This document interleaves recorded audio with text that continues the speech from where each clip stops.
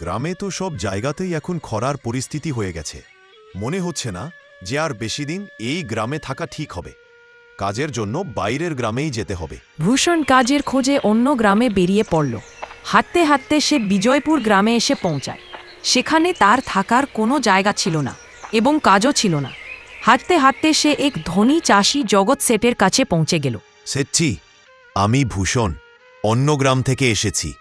আমাদের গ্রামে খরার পরিস্থিতি হয়ে গেছে। মানুষের ক্ষেত শুকিয়ে পড়ে আছে। গ্রামে এক ফোঁটা জলের জন্য মানুষ কাতরাচ্ছে। যদি আপনার কাছে কোনো কাজ পাই তবে অনেক উপকার হবে বড় ভাই। আরে রে রে, তোমার অবস্থা তো খুব খারাপ মনে হচ্ছে। ঠিক আছে, আমার কাছে একটা কাজ আছে, তবে মনে হয় না তুমি সেটা করতে পারবে। আপনি চিন্তা করবেন না, আমাকে যে কোনো কাজ দিতে পারেন, আমি সেটা মন দিয়ে আর সততার সাথে করব। আচ্ছা ঠিক আছে ভূষণ, তাহলে কান খুলে শোনো। আমার কাছে 50টা গরু আর 50টা মহিষ আছে। তোমাকে প্রতিদিন এইসব জন্তুর গোবর পরিষ্কার করতে হবে আর সকাল সন্ধে তাদের খাওয়াতে হবে, জল দিতে হবে। মাস শেষে তোমাকে এই কাজের জন্য 200 টাকা দেওয়া হবে। আর হ্যাঁ, দিনে দুবেলা খাবারও আমাদের তরফ থেকে ফ্রি দেওয়া হবে। বলো, তুমি এই কাজ পারবে? আরে বাপারে, 50টা গরু মহিষ সামলানো তো সহজ নয়, তবে আর উপায়ও তো নেই। আর ওপর থেকে স্যাটজি দুবেলা খাবারও দিচ্ছেন। ঠিক আছে, আমি কাজটা করে নেব, তবে একটা অনুরোধ আছে। হ্যাঁ বলো ভূষণ, কি ব্যাপার? যদি আপনার অসুবিধা না হয় তবে আমি কি আপনার গোশালাতে থাকতে পারি? আমি এই গ্রামে নতুন, আমার থাকার কোনো জায়গা নেই। সেট কিছুক্ষণ ভেবে ভূষণকে ওপর থেকে নিচে পর্যন্ত দেখে বলল, ঠিক আছে ভূষণ, তুমি গোশালাতে থাকতে পারো। জি ধন্যবাদ শেঠজি। সেদিন থেকেই ভূষণ গোশালাতে থেকে নিজের কাজ করতে লাগল। সে প্রতিদিন ভোরে উঠে গরু মহিষের গোবর পরিষ্কার করত, তাদের খাওয়াতো এবং ঠিক সময়ে জল দিত। প্রতিদিন ভূষণ সততার সাথে আর মনোযোগ দিয়ে কাজ করত।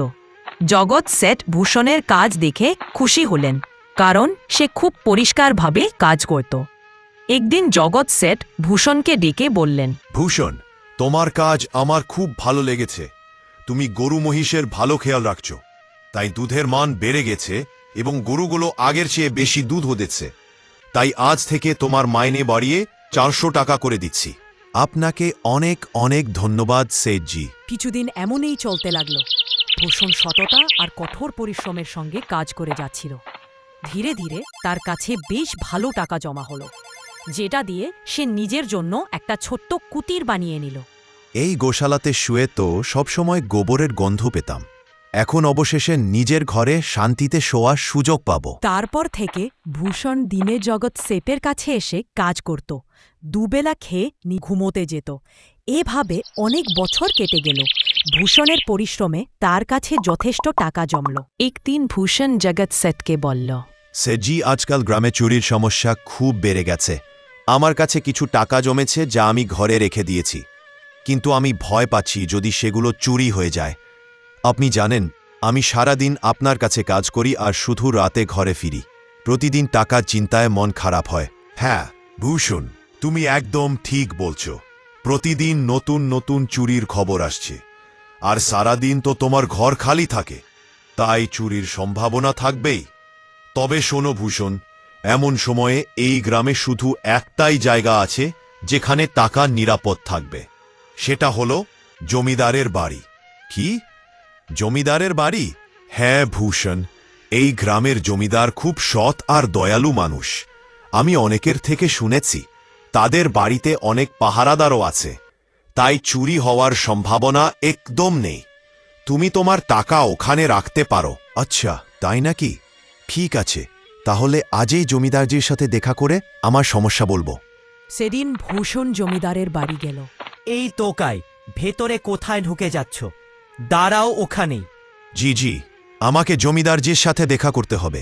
আমার ওনার সাথে কিছু কাজ আছে। কি কাজ তোমার? আগে বলো। আমার কিছু টাকা জমিদারজির কাছে রাখতে হবে, সেই কাজেই এসেছি। আচ্ছা ঠিক আছে, তুমি ভেতরে যেতে পারো।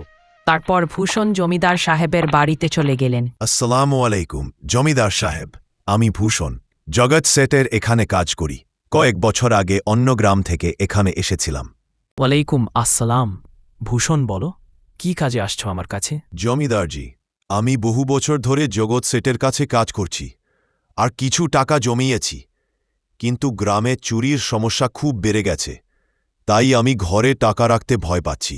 আচ্ছা, কত টাকা জমিয়েছ? জমিদারজি, মোট ৫-৬ হাজার টাকার মতো হবে। ওহ, এটা তো বেশ বড় অঙ্কের টাকা। আমি তোমার সততা সম্পর্কে অনেক শুনেছি, তাই তুমি তোমার টাকা আমার কাছে রাখতে চাইছো? হ্যাঁ জমিদারজি, আমি আমার টাকাগুলো কিছুকালের জন্য আপনার কাছে রাখতে চাই। ঠিক আছে ভূষণ, তুমি একদম চিন্তা ছেড়ে দাও। তোমার টাকা আমার কাছে পুরোপুরি নিরাপদ থাকবে। ভূষণ তার টাকার থলি জমিদারকে দিয়ে বলল, এখানে মোট ৫,৮০০ টাকা, গুনে দেখে নিন। গোনার দরকার নেই, তুমি তো জগৎ সেটের লোক, তোমার ওপর আমার পূর্ণ ভরসা আছে। জমিদারজি, অনেক ধন্যবাদ। এখন আর চোরের ভয় নেই, কারণ আমার টাকা নিরাপদ হাতে আছে। আরে ভূষণ, ধন্যবাদ তো আমাকে দেওয়া উচিত। তুমি আমার ওপর আস্থা রেখে তোমার টাকা আমায় দিয়েছ। ভূষণ টাকাগুলো জমিদারকে দিয়ে ঘরে চলে গেল। ভূষণের টাকা আমার হাতেই ভালো লাগছে। এভাবে ভূষণ সততা আর পরিশ্রমের সাথে জগৎ সেটের কাছে কাজ করে যাচ্ছিল। এভাবে ২ বছর কেটে গেল। একদিন ভূষণ ভাবল, এখন অনেক বছর হয়ে গেল জগৎ সেটের কাছে কাজ করতে করতে। সেটজি তো ভালো মানুষ, কিন্তু আমি যদি নিজে জমি কিনে তার ওপর চাষ করি, তবেই আমি বড়লোক হতে পারব। এখন যা আমার কাছে টাকা আছে আর যেগুলো জমিদারের কাছে দিয়েছি, সব মিলিয়ে জমি কিনব। এই ভেবে ভূষণ জমিদারের কাছে টাকা ফেরত চাইতে গেল। জমিদারজি, আমি আমার টাকা ফেরত নিতে এসেছি। আপনার কাছে ৫,৮০০ টাকা রেখেছিলাম। আরে ভাই সাহেব, আমি আপনাকে চিনতেই পাচ্ছি না। আসলে আপনি কে? আরে জমিদারজি, আমি ভূষণ। গত বছর আমি আপনার কাছে টাকা রেখেছিলাম, মনে পড়ছে? আরে ভাই সাহেব, আমার কাছে অনেক লোক আসে টাকা রাখার জন্য, আর আমি সবার সাথে ভালো ব্যবহার করি। আপনার কাছে কোনো কাগজপত্র আছে কি? কারণ আমি প্রত্যেকের সাথে কাগজে চুক্তি করি। কে কত টাকা দিল, কার কত টাকা আছে, সব লিখে রাখি। জমিদারজি, এ কি বলছেন? আপনার সততা দেখে তবেই তো আমি টাকা রেখেছিলাম, আর এখন এসব বলছেন? দয়া করে আমার টাকা ফেরত দিন। হ্যাঁ ভূষণ, আমি সততার সাথেই কাজ করি, তাই তো আমি তোমার কাছ থেকে ডকুমেন্ট চাইছি। তুমি জানো না, টাকা পয়সা লেনদেন হলে সেটা স্ট্যাম্প পেপারে লিখে দিতে হয়। তুমি কারো কাছেই জিজ্ঞেস করে দেখতে পারো।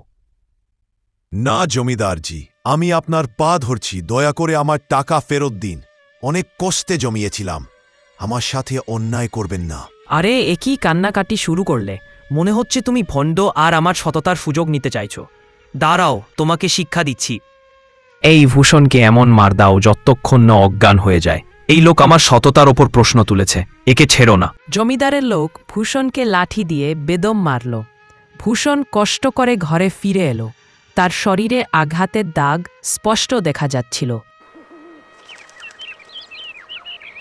পরের দিন সকালে জগৎ সেট ভূষণকে নিয়ে জমিদারের কাছে যেয়ে ভূষণের টাকা ফিরিয়ে আনে। ভূষণ, কোনো চিন্তা করো না। যে মানুষ সততা আর পরিশ্রম দিয়ে টাকা উপার্জন করে, আল্লাহ তার কখনো ক্ষতি হতে দেন না। আর যে অন্যায় পথে উপার্জন করে, তার কোনো দিন মঙ্গল হয় না।